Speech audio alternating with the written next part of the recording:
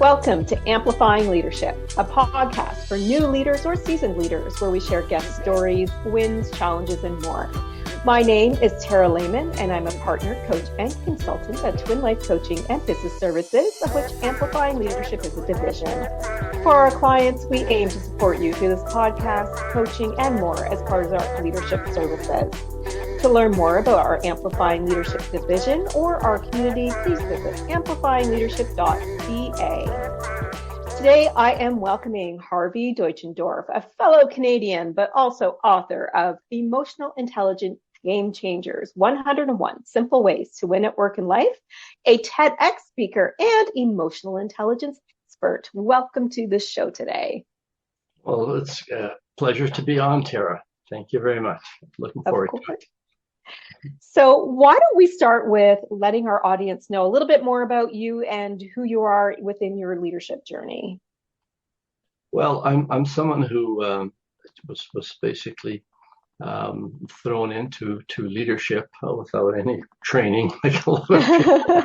I think a lot of people get that, don't they? Yeah, thrown in, and I had people that I needed to supervise that had no idea how to do it. I was probably very, very, very anxious and really didn't know what to do it. And then I made all of the things that you shouldn't do when in that situation. I was probably very unapproachable. I was suspicious. I was afraid, people would take advantage of me. And if I wasn't vulnerable, I thought if people would know that, I didn't know right.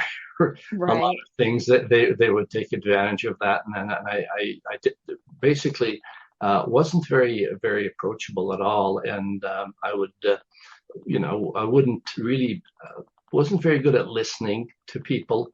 Didn't really learn how to listen, didn't really know how to make connections with people.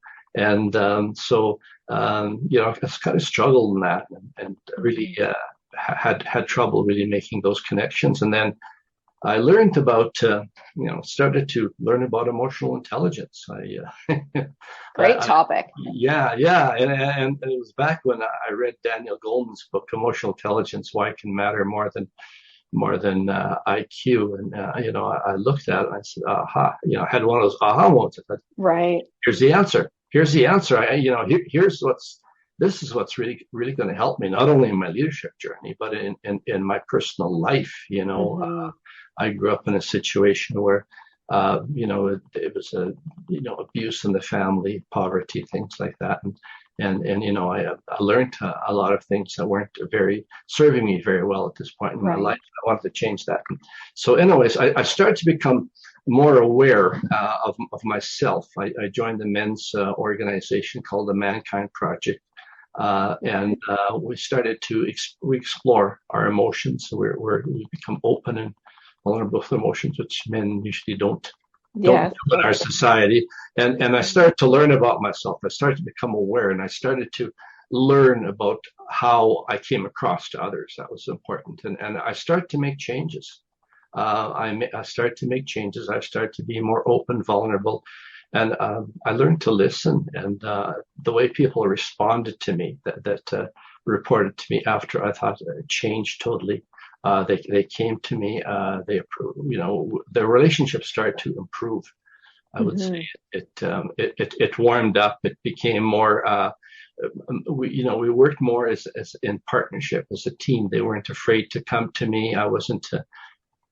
Afraid to admit I had made mistakes, and when I didn't know things, I was able to share the things that I had done and learned, and gradually things started to change. They didn't change overnight, but the more I learned about myself, the more I worked on myself, the more things changed, and so it's sort of still an ongoing journey, and I'm learning every day. I look over at the end of the day and say, what worked well today? What would I have done differently? What will I do differently tomorrow than I did today? Yeah. Mm-hmm. Well, I love that you joined a men's community to start to talk about things, because you're right. I mean, traditionally, men are very quiet when it comes to sharing things about emotions, for example. Before we get too much into our conversation around emotional intelligence, why don't you help our leadership understand what that means to leaders? So what would you define it within leadership? Well, emotional intelligence is the ability to recognize, to differentiate, and manage our emotions and the emotions of others in our environment. That's sort of the standard definition of emotional intelligence. Mine's a little different. I'd say, I like the first part of it. The second part of it is that we can manage our own emotions quite well, not others quite as well, but we can influence others, which is very, very important when we're in leadership positions, being able to influence others. And the way we influence others is through connecting with them, listening to them, making them feel heard, learning about them, and connecting through that, remembering things about them that are important to them, and bringing those things up when we're having conversations. And starting right at the beginning with learning people's names, remembering their names, and remembering the correct pronunciations of their names. Very important. Our names are the really sweet music to our ears. And if somebody calls us by our name and takes the time and effort to pronounce that name, especially somebody from a different culture whose name isn't familiar to us, and we're struggling to pronounce it.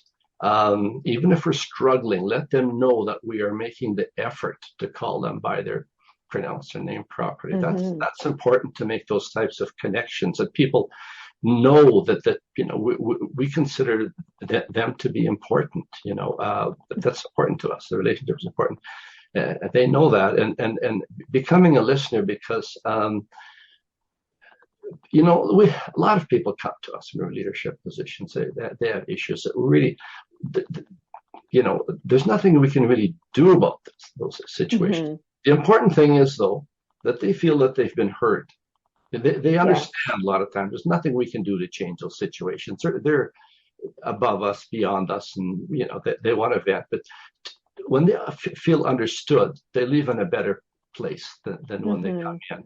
If they feel they're dismissed and not understood, then those situations, they just fester and become worse. But when they feel understood, it's okay. We've developed a better relationship with them. So it's important. Also, the other thing that's very important in leadership to understand is that we make decisions not based on our intellect, on our cognitive. We make decisions based on our emotions, actually.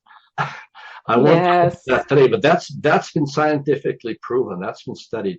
We basically make decisions based on our emotions, and then we justify them using our logic. But the decisions are made before we even start thinking really deeply about why we're making those decisions. Yeah, it goes back to the word influence. There was two ways that you led that. I'll come back to the first in a minute, but the influences that we have in our lives, in our cultures, etc., are what help us make those decisions. And then you're right, like pulling the facts in after. But also talking about influence when it comes to how we can not change people. We can only influence people, because we can only change ourselves. Yes. So the influence side of things, I think, is a key word when it comes to this, because we have to remember as leaders that we cannot expect change. We can only expect to influence change. Sometimes, yes, disciplinary actions need to come if it's code of conduct or whatever, but influencing things is a great word that I'm glad you brought up. I love the word influence. Yes, it's a very, very important job, because that's one of our key roles for leaders, to try to influence and try to, hopefully, we don't know what motivates people. We can help motivate people. A lot of times, leaders, what they can do is demotivate people. But yes, at least don't demotivate them. If we don't know exactly what motivates them. But there are things we do. Avoid doing anything that demotivates, and seeing what we can do is if we can find things that motivate people. If we understand people well enough, what drives them, what motivates them, we can work on those areas and help them, motivate them. 100%. And because everybody is so different, it's important to make sure we know what motivates each team member in our team, as an example. Yeah, absolutely. Yeah. So let me ask you this. When it comes to emotional intelligence and making those types of decisions in leadership that, just leaders generally have to make the final decisions if there's things that come up. How does emotional intelligence help us with decision making as leaders? Well, we have to make these decisions that affect everybody that is underneath us, and it's important before we make those decisions to listen to everybody, and like make sure that they have some input, feel heard. But sometimes we're going to have to make decisions that aren't going to be popular, that we're going to have to make. Yes.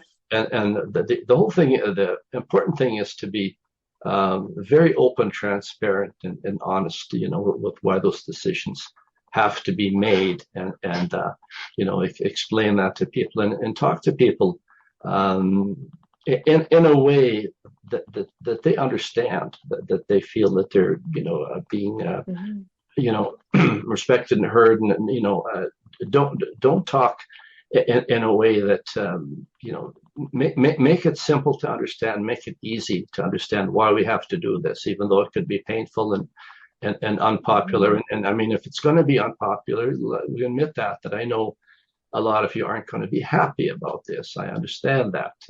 But this is the reason that we have to do that, and be open about it, and make that decision. And, especially if it's one that's going to be unpopular, and do a good job of explaining it, why it has to be made. Yeah. And don't leave anything sort of, people have to guess, or leave anything out, or things like that, that you're being very transparent.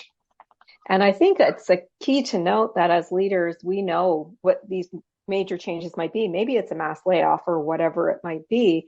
We know these things in advance, and we've accepted that this is happening already. So using our empathy to make sure that our employees know that we're here, we understand it's going to be difficult, and using what you keep going back to my favorite communication topic, listening, making sure we hear what they have to say. They won't be happy, but if we're open, transparent, they're more likely to be accepting. I'm not going to say they're going to be happy, but accepting of what's going on.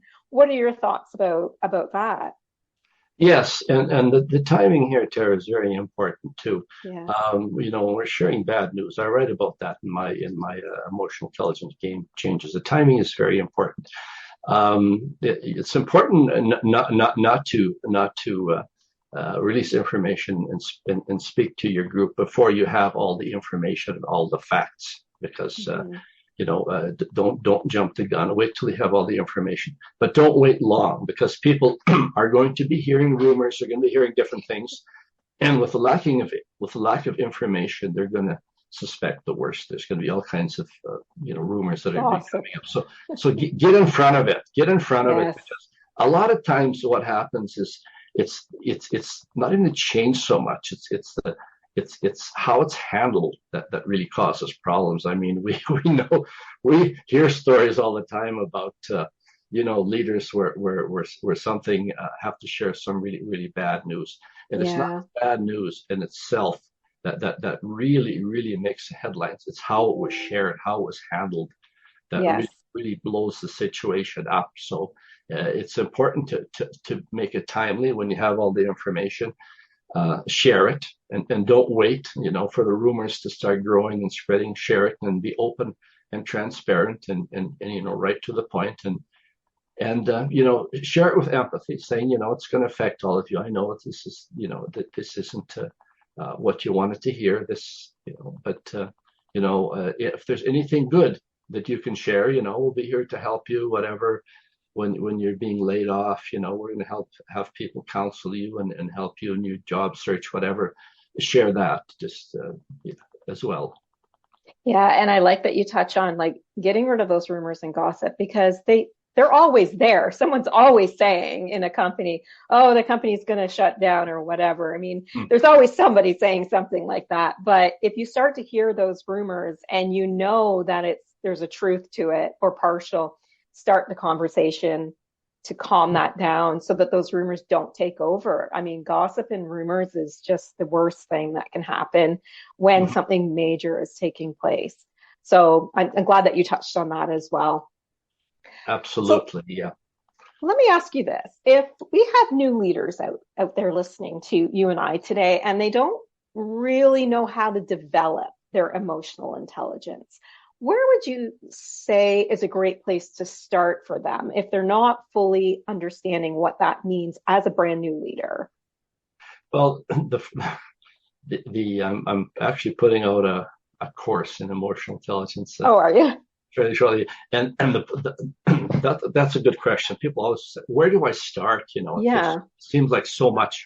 Well, you start with self-awareness. Self-awareness is the root of all emotional intelligence, knowing ourselves, basically, how we come across to others, what we react to, what triggers us, what gets us upset, that type of thing, and why that happens. The more we understand ourselves, the better equipped we are to make the changes that we need to make. And there's become a listener.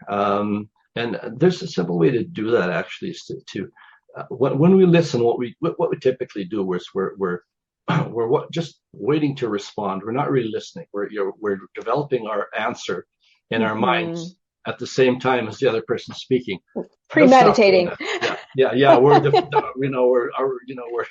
and what we can do is practice with somebody, a good friend, somebody in your family.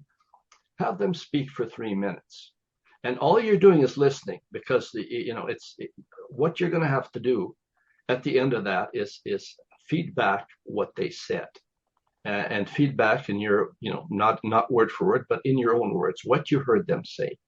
And because there's no reason that you would need to, you don't need to respond there. Your job is just to listen. So Mm-hmm. you can practice those types of things. You can practice this with your team, that type of thing.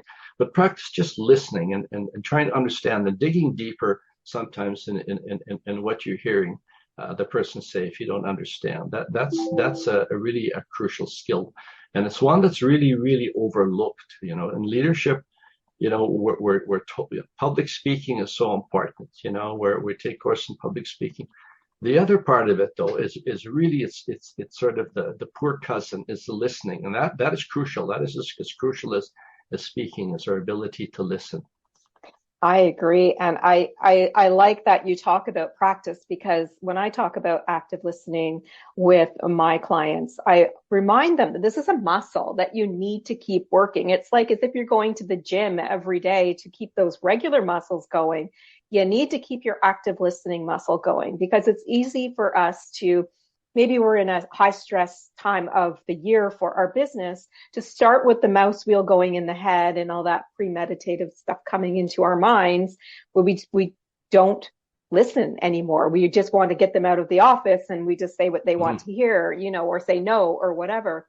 So it is really about practicing. And I love that you say to bring it home, because communication at the workplace, in some cases, is better than the communication at home. We tend to listen more at work than we do at home. So I love that idea of taking that practice. So that's great for new leaders, and I think that seasoned leaders should continue to practice that as well. What about bringing the emotional intelligence into our teams? So not as a leader, but making sure that we are promoting that, so to speak, within our employee base. What are your thoughts on that? Well, I think the important thing about it is that within our own team, leadership team, the important thing is to get to know each other more as people. Spend some time in our meetings. I always went into meetings. Spend some time. Know what's happening in your life. How are you feeling? What's going on? Is anything, before we get into the really, the business, we spend some personal time. Just okay, what's going on with you? Learning stuff about you. You're going through a difficult time. Is somebody sick in your family? Share something personal. The more we shared, the more we got to know each other. The type of personalities we are, our different characteristics, the closer we become as a team, and the more we gel, we work together very well as a team. So the more we're able to share those types of things, the closer we become. We learn to trust one another. We're communicating better. We're learning to have fun, and also it's important to have some fun.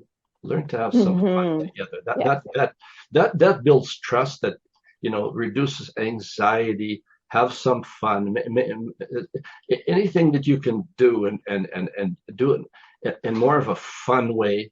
That's going to increase not only your enjoyment of doing it, but it's going to increase how well you are, how productive you work, because Yeah.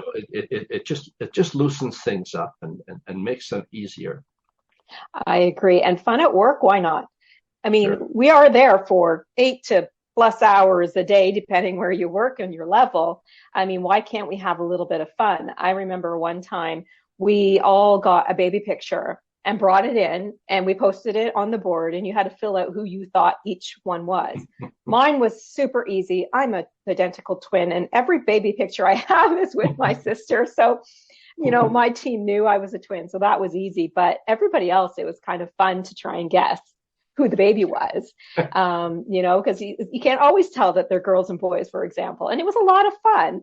Yeah. So even simple little things like that, especially for new teams who don't know each other, tell us something interesting about yourself, or those simple things as well, I think can help with that bonding of the Yes. team. Yes. The bonding. Yeah, yeah, exactly. That's the So yeah. I want to finish up with a question. Of course, we don't have time to talk about AI because that is a topic all in itself, artificial Yes. intelligence, but we know that that is becoming a huge, huge topic. Do you think it's going to affect us in the future around emotional intelligence and leadership in the workplace? Well, that's being asked all over the place. How AI is going to affect it. The important thing to remember is that as humans, we're hardwired for connection. We Yes. can never form the same kind of a connection with AI and on we form connections with other humans, and we're always going to be that way. It's hardwired in us. So the more AI comes along, the more we're going to need emotional intelligence because it helps us make those connections. It's what makes us human. So it's going to be a greater and greater need because a lot of the technical skills, the road types of skills, AI is going to be taking those over, but we still have to be able to communicate with one another. We have to learn to trust one another. We have to learn to work together, connect with each other, and those are emotional intelligence skills, and those are going to become even more crucial. And those are the types of things that we're never going to. AI is never going to take away from us because we can never connect with something that's inanimate the way we do with other Mm-hmm. human beings. We're going to even need more connection with each other when that happens. So Yes. yeah, the need is greater than it's ever been, and it will become so when AI is becoming more and more part of our workplace, and not only our workplace, it's going to become more everything in our lives. Yeah. It's affect. Yes. I mean, social connection, we know from COVID really hurt a lot of Yeah. people for a long period of time. And so that a whole idea of connection with our teams and social connection, maybe even with those simple things like show us your baby pictures or whatever that might be in order to get to know each other, I think will be very helpful as well. Yes.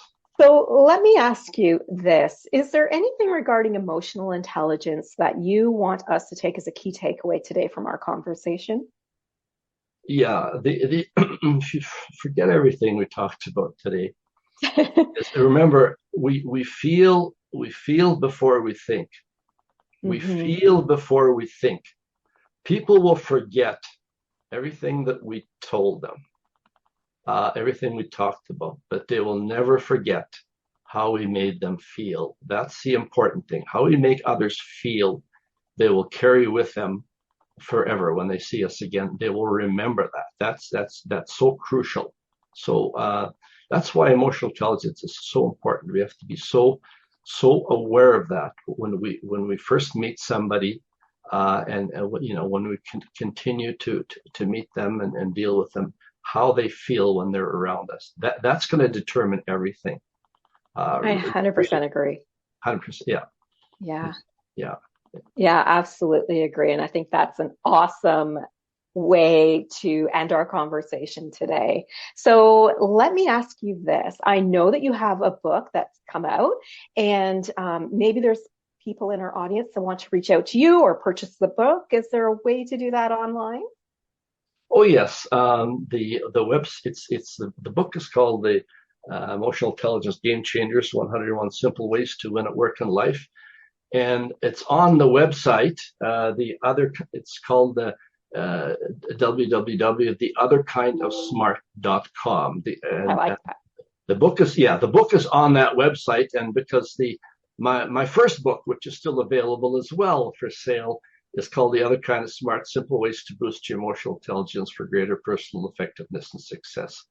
And that book is actually internationally published, but it's available on that site as well. But you can check out the book on that site, and it's available everywhere that books are sold: Amazon, Barnes and Noble, Books A Million, your bookstore, anywhere that you can pick up that book.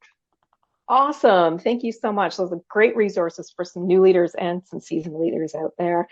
Thank you so much for the conversation today. It was great to talk about emotional intelligence. Well, thank you very much, Tara. I thoroughly enjoyed it.